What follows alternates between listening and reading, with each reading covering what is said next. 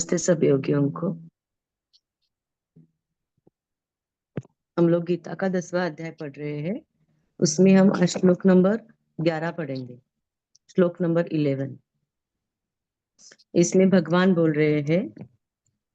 श्री भगवान उवाच तेषामेवानुकम्पार्थ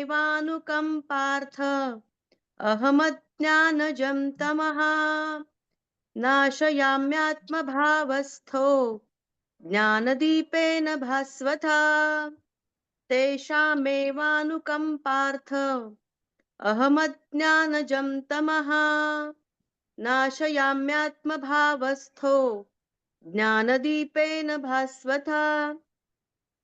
हे अर्जुन, उनके ऊपर अनुग्रह करने के लिए उनके अंतःकरण में स्थित हुआ मैं स्वयं ही उनके अज्ञान जनित अंधकार को प्रकाशमय तत्व ज्ञान रूप दीपक के द्वारा नष्ट कर देता हूँ। हरि।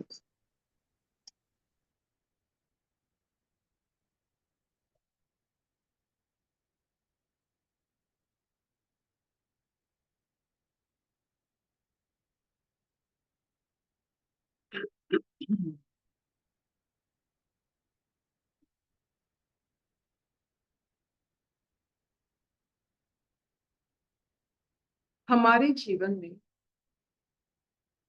ईश्वर की जो हमारे साथ और हमारे पास होने का एहसास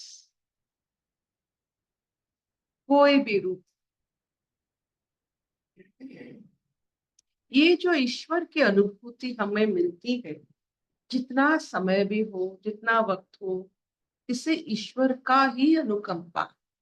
ईश्वर नहीं चाहेंगे तो आपको ये अनुभूति नहीं मिलेगी।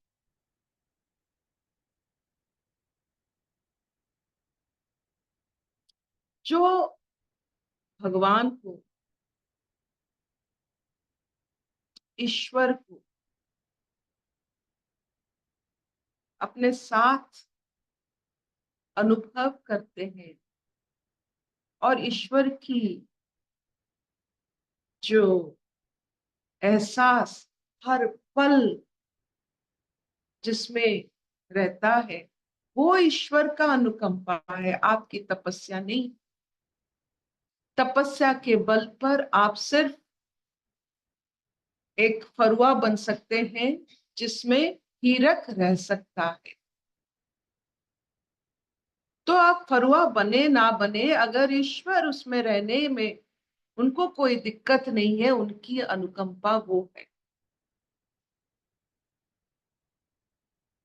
तो जब ईश्वर की एहसास आप में होने लगती है, आप जान लेना कि ईश्वर यही चाहते हैं कि आपके साथ रहे, आपको अच्छा लगे। और एक बार ईश्वर आपके साथ रहने लगे और ज्ञान की ज्योति जलने लगे,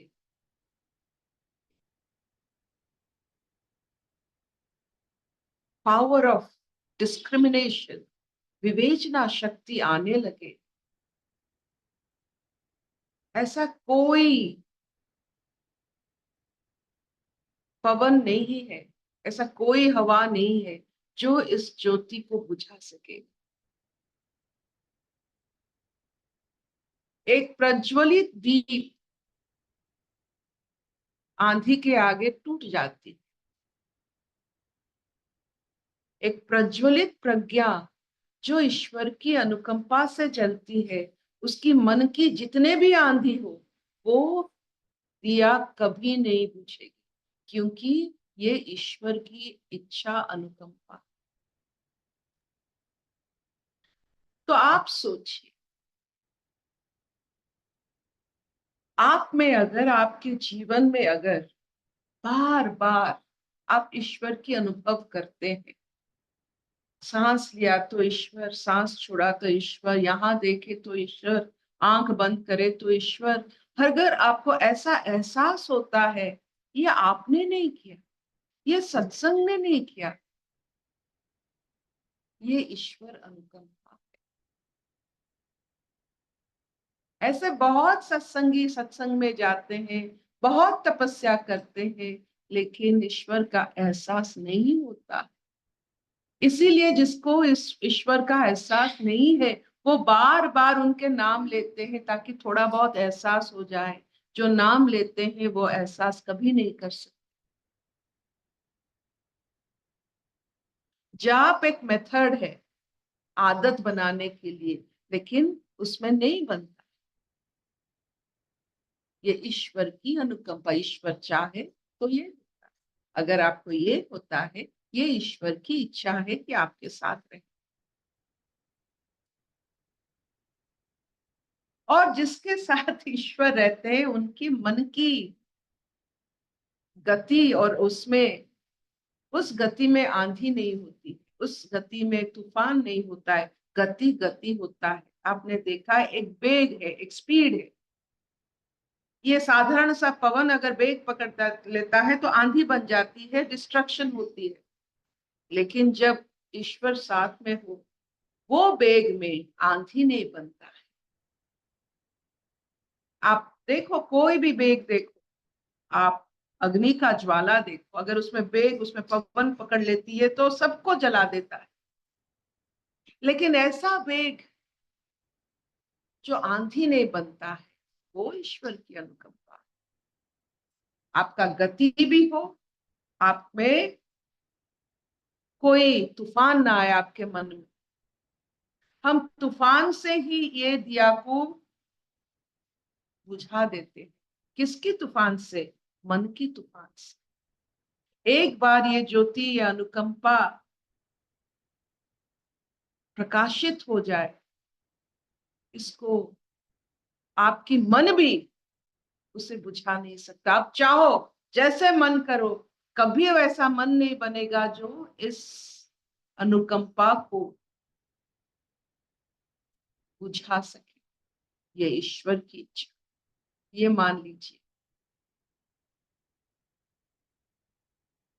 अगर ईश्वर की इच्छा हो जाए आपके साथ रहने की, तो आप देखिए, आपको ना तपस्या करने की जरूरत है, बस महसूस करने की जरूरत है। अच्छा लगता है, आप इतना कोमल हो जाते हो क्योंकि ईश्वर आपके साथ रहने की इच्छा प्रकट कर रहे हैं। वो बार बार दस्तक दे रहे हैं, क्या मैं आपके साथ रहूं क्या? अगर ऐसा लगता है आपको, आपको किसी चीज की जरूरत नहीं होती है, क्योंकि अपने आप आपकी कोमलता प्रकाशित होता है। और एक बार आप कोमल हो जाते हो, एक क्या कहते हैं, एक ऐसा स्थिति में आ जाते हो कि आप, ईश्वर आपके साथ रहने लगते हैं, तो सारा प्रकृति आपके साथ हो जाता है। क्या इतना चले? चलेगा चलेगा। Will this do? हाँ, हम चलेगा। ये जाप, ये ताप, ये सब एक फरुआ बनाने के लिए होता है, उसमें ईश्वर रहे, उनकी इच्छा है।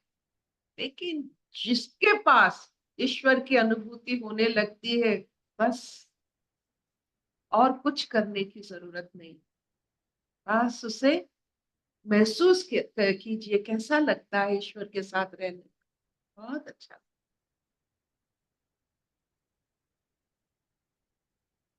अशतो मां सद्गमय, तमसो मां ज्योतिर्गमय, मृत्युर्मां अमृतं गमय। सर्वे सुखिनः सन्तु, सर्वे सन्तु निरामया, सर्वे भद्राणि पश्यन्तु, मा कश्चित् दुःखभाग् भवेत्। ॐ शान्ति शान्ति शान्ति। क्या इतना चलेगा? चलेगा चलेगा। कोई प्रश्न? कोई बोलो, प्रश्न? पूछो, स्वागत है। कोई भाव? हाँ, भाव तो यही है, और ये समझ में भी आता है कि कुछ भी चीज ईश्वर की इच्छा के बिना तो कुछ भी नहीं हो सकती। लेकिन हम फिर भी अपना ना, आपके बाग का नींबू आप ही को बेचते रहते हैं, हम उसी में से हम रस लेते रहते हैं कि ये हमने किया, हमने ईश्वर के लिए किया, हमने ईश्वर पाने के लिए किया, हम ईश्वर के क्लास में आए, उनके बारे में बात कर रहे हैं, ये सब हम अपना ना उनका ही नींबू उनको बेचते रहते हैं और उसी में रस में लोटपोट होते रहते हैं।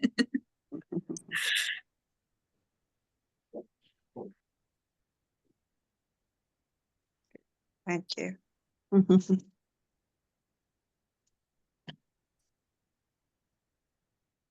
मदन भाई साहब कुछ पूछना है, पूछिए। नहीं, बहुत अच्छा बताया, विचार करने योग्य बात है। अपने को स्थिति में लाना है, बस यही कोशिश करना है। बहुत अच्छा वो बताया। उसमें कुछ नहीं करना है। कुछ नहीं करना है, ना तप ना जप, आप कुछ नहीं कीजिए, आप देखोगे आपको कुछ महसूस होगा। करेंगे तो वो कर्तापन महसूस होता है, कुछ नहीं करेंगे तो वो अकर्तापन आप अगर महसूस कर लेते हैं तो उससे कुछ बनता है, एक संबंध बनता है। और हमारे संबंध अक्सर हमें इतना बड़े बड़े चीजों से होता है, जैसे मनुष्य, पशु, पेड़, इतना बड़ा बड़ा जो इंद्रिय देख सकता है, छू सकता है। तो आदत नहीं होती है बिना देखे किसी से संबंध बनाना, बिना स्पर्श किए संबंध बनाना। और ऐसे चेतना ना इंद्रिय उसे पकड़ सकती है, उससे साथ संबंध बनाना ये ट्रिकी है वो। इसीलिए इसलिए इसीलिए तो हमारा प्रश्न उठता है, ये ट्रिकी बहुत है। इसी को तो और आसान बनाने के लिए हम जो कह रहे हैं आपको। जो जो बिना देखे प्यार कर लेते हैं, और जो बिना स्पर्श किए अनुभव कर लेते हैं, बिना खाए भरपूर पेट जिनका हो जाता है, वो ईश्वर अनुभव कर सकते। बहुत सुंदर रास्ता भी बता दिया आपने। गुड। बिना देखे प्यार। गुड। दीदी आप प्रयागराज गए थे ना? हाँ जी, प्रयागराज गए थे कुछ वहां। बहुत मतलब जैसे ईश्वर आपको अगर चाहे तो वो कैसे आपको लेते हैं, आप पता ही नहीं चलता। वो मनुष्य का सैलाब हमने देखा, लेकिन एक चीज देखा सबके आंखों में, एक एक झलक, और एक ऐसा क्या उस आंखों में ना डर था ना अश्लीलता थी। आप देखते हो हमारे यहाँ जितने सारे सब मेला लगते हैं, कितने अश्लील लोग के साथ आपका आंखों के साथ वास्ता पड़ता है। वहां सबकी आंखों में एक सुकून, एक कोई डर नहीं, बस चलते रहो चलते रहो चलते रहो। वो एक ऐसा ऐसा दिव्य अनुभूति होता है बस वहां रहने में। डुबकी लगाओ ना लगाओ, हम तो भीड़ में डुबकी लगाने के लिए गए थे। भीड़ कैसा होता है, मनुष्य के सैलाब में हम डुबकी लगाने के लिए गए थे। और इतना अच्छा लगा उन नागा साधुओं से मिलकर, इतना अच्छा लगा। वो बच्चे जैसा उनका आंख होता है, निष्पाप, बड़े लोग और उन आंखों में निष्पाप भाव, ये देखने का एक एक अनुभूति है कि हम लोग संसार में रहकर हम पाप भाव में कितने भागीदार है। वो भी संसार में रहते हैं, इंद्रियों के माध्यम से कुछ नहीं लेते हैं। हम तो इंद्रियों को इतना फैला के रखे हैं कि हम सब कुछ इंद्रियों के माध्यम से लेने की इच्छा प्रकट करते हैं। लेकिन वो नागा साहब निष्पाप आंख, वही आंख देखने के लिए गई थी। I went to see the बहुत eyes of people there, it was filled with fearlessness. मर जाए तो तर जाए, ऐसा भाव। यहाँ मरेंगे तो तर जाएंगे। हम तो हर जगह में डर, ऐसा लगता है तो मर जाएंगे तो क्या होगा, लेकिन वहां सब में एक जुनून है, या मरेंगे तो तरेंगे। बहुत सुंदर, बहुत सुंदर। क्या बात। तो बहुत अच्छा ऐसे आपने। सैलाब में डुबकी लगाना एक अपने आप, हमारे यहाँ भीड़ भी लगता है। हमारे देखिए, हम भी एक पुरी से ताल्लुक रखते हैं, तो वहां भी भीड़ लगती है, 15 लाख 20 लाख, लेकिन उसमें अश्लीलता था।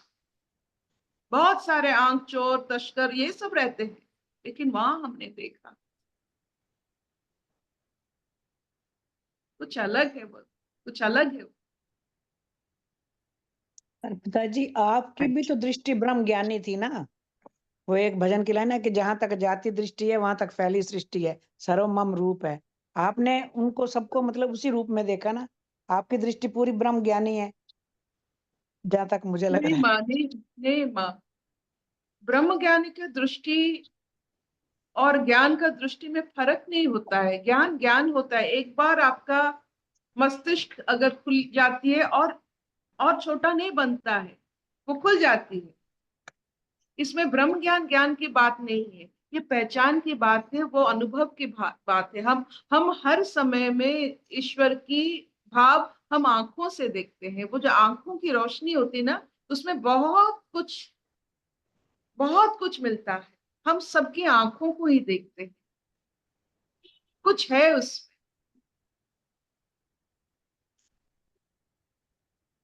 Thank you.